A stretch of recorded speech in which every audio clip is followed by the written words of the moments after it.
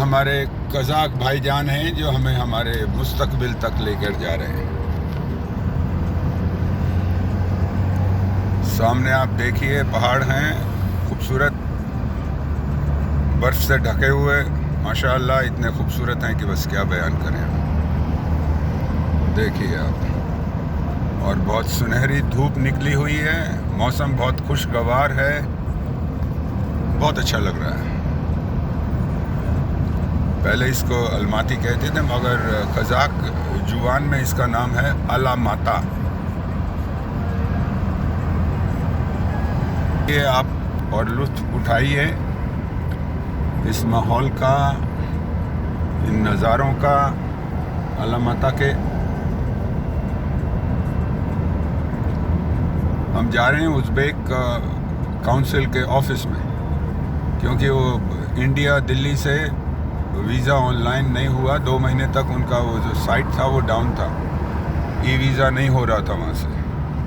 तो इसलिए अब हमारी एक बहुत ही अच्छी मोहतरमा ने हमें मदद की। उन्होंने कहा कि यहाँ अलमाता में ही आप जाइए, यहाँ भी बात कीजिए, काउंसलर ऑफिस है, अस्ताना जाना है। वैसे हमने आज 3-4 बजे की करीबन की ट्रेन है, तो हम सोच रहे हैं कि यहाँ भी इनसे मुलाकात कर लें, काउंसलर ऑफिसर साहब से, और उनसे भी ज़रा गुफ्तगू से पता लगे कि कैसे क्या वीज़ा का क्या हिसाब है। क्योंकि अगर हम उज़्बेकिस्तान नहीं गए तो फिर क्या मज़ा है।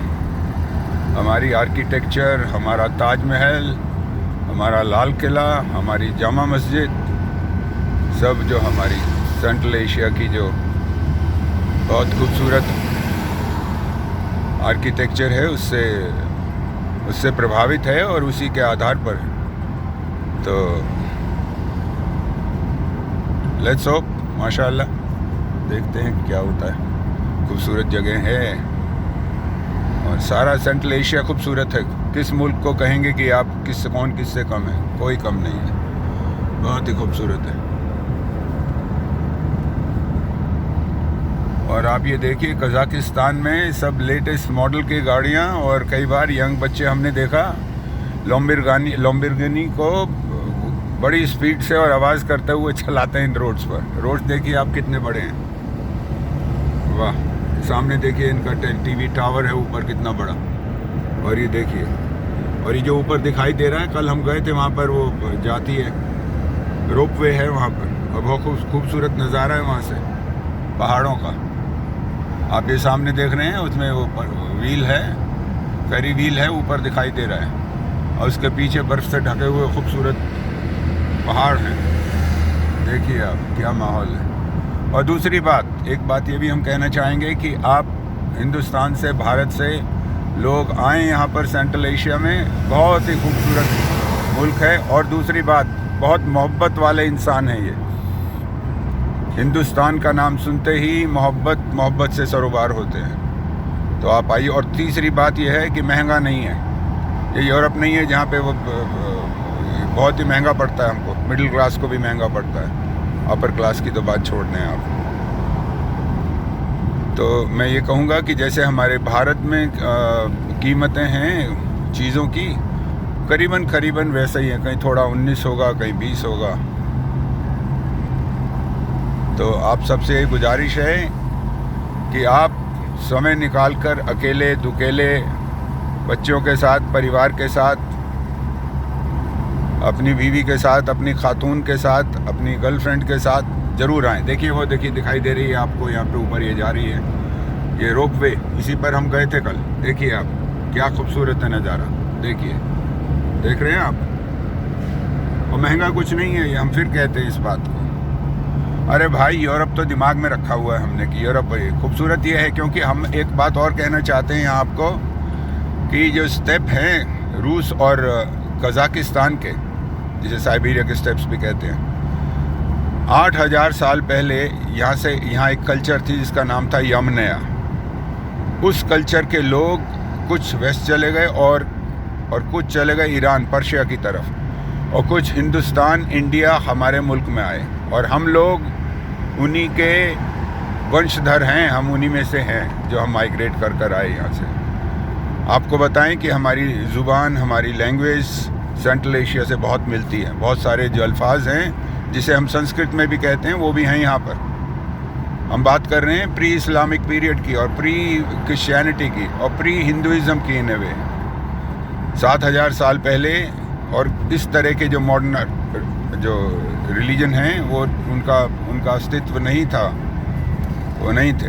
वो अलग तरह नेचर वर्शिप होती थी। जैसा आप जानते हैं ऋग्वेदा में भी नेचर वर्शिप का बहुत बड़ा एलिमेंट है, एनिमल वर्शिप, नेचर वर्शिप। देखिए क्या खूबसूरत मॉडर्न सिटी है, देखिए आप, मल्टी स्टोरी अपार्टमेंट्स। और एक दूसरी बात जो है, वाह वाह वाह वाह क्या लड़ा। एक दूसरी बात जो है कि कज़ाकिस्तान में यूथ होते हैं, उसमें रहते हैं।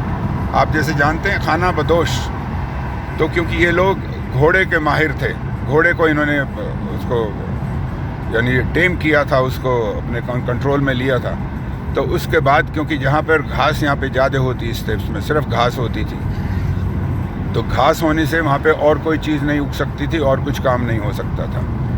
तो सारा जो इंसान की ज़िंदगी थी वो मुनस्सिर थी, वो डिपेंडेंट थी घोड़े पर और घास पर। तो घास जहाँ पे ख़त्म हो जाती थी फिर वो पूरा का पूरा काफ़िला, पूरी ट्राइब आगे चल देती थी। तो करीबन 1750-60 के आसपास तक कज़ाक लोग अपना एक जगह से दूसरी जगह जाते थे और उनका योट होता था, उनका खाना होता था और घोड़ी का दूध निकालते थे, उसको फर्मेंट करके पीते थे। उसको आज भी बहुत मुफीद मानते हैं यहाँ के लोग। और दूसरी बात, क्योंकि खाने को तो और कोई चीज़ थी नहीं, घास उगती थी, तो घोड़ा सिर्फ न कि उनकी मोबिलिटी का वाइज था बट ऑल्सो घोड़े का मीट उनके खाने का भी हिस्सा था। आज भी घोड़े की यहाँ पे वो सॉसेजेस वगैरह चीज़ बनती हैं, उनको डेलिकेसी माना जाता है। तो आप ये भी समझ लें कि जब इंडिया में गए ये लोग तो घोड़ा साथ था। और हम लोग जो थे नॉर्थ इंडियन, जो आपने सुना होगा अश्वमेघ यज्ञ, घोड़े को छोड़ देते थे राजा और उसके पीछे फौज चलती थी, और किसी ने अगर उसको घोड़े को रोक लिया तो उससे लड़ाई करती थी फौज। तो उसका जो हिस्टोरिकली जो बात है सारी, वो उसका ओरिजिन आप ये समझ लें ये सेंट्रल स्टेप से है, एशियाटिक स्टेप से है। और ये बहुत बड़ी रिसर्च हुई है हार्वर्ड में और वेस्ट में और कई यूनिवर्सिटीज़ में, जिसके आधार पर मैं ये अल्फाज इस्तेमाल कर रहा हूँ कि यमनिया कल्चर से ही हिंदुस्तानी नॉर्थ इंडिया के लोग जो थे वो यहाँ पहुँचे। तो एक तरीके से हम ये कह सकते हैं कि कज़ाकिस्तानी और ये रूस के लोग जो हैं वो हमारे 5000 साल पुराने पिछड़े हुए भाई हैं, भाई। तो आपको एक और बात बता दें, रशियन में भाई का शब्द का जो है ब्रात है, ब्रात। और हिंदुस्तानी में, संस्कृत में और हिंदी में वो शब्द है भ्रात।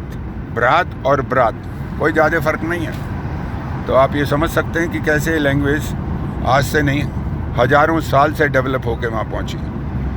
हम एक शब्द का इस्तेमाल करते हैं भगवान हिंदी में, संस्कृत में, और रूसी लोग उसको बोग कहते हैं। बोग का अर्थ भी है भगवान, भग या बोग। तो आप ये देखें कि किस तरह से हमारी कल्चर्स करीबन एक दूसरे से मिलती हैं।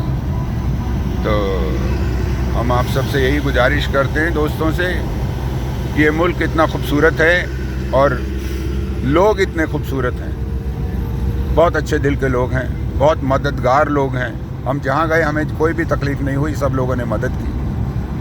अभी यहाँ पे जो इनका टैक्सी से हम जा रहे हैं तो वो भी जहाँ हम रुके हुए थे तो मोहतरमा ने हमें कहा कि नहीं आप वहाँ अस्ताना में क्यों, यहाँ भी कोशिश कीजिए, काउंसलर ऑफिस है यहाँ पर।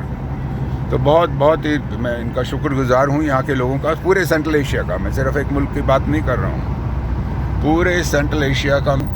क्योंकि आप ये देखें कि ये लोग चाहे कज़ाकिस्तान के हों, चाहे किर्गिज़ हों, चाहे ताजिक हों, चाहे और कोई उज़्बेक हों, सारे के सारों में बहुत मोहब्बत से सरोबार है। ये देखिए यहाँ की नूर मुबारक यूनिवर्सिटी है, ये यूनिवर्सिटी है। और एक बात और बताएं, कज़ाकिस्तान में जो इल्म और एजुकेशन है बहुत हाई है, कंपलसरी है एजुकेशन। ये नहीं है कि आप कोई बच्चा गया स्कूल नहीं गया, और मेरे अंदाज से 95 से भी ज़्यादा % लोग तालीम याफ्ता हैं, पढ़े लिखे हैं। तो आप ये देख लें। अच्छा, मुल्क बहुत बड़ा नहीं है, मगर इसका जो रकबा है, इसका एरिया है, बहुत बड़ा है रकबा। हिंदुस्तान से थोड़ा कम है, मगर आप सोचिए हम हिंदुस्तान में कितने 140 करोड़ और यहाँ की पॉपुलेशन है 17 मिलियन, यानी 1,70,00,000, और इतना बड़ा मुल्क है।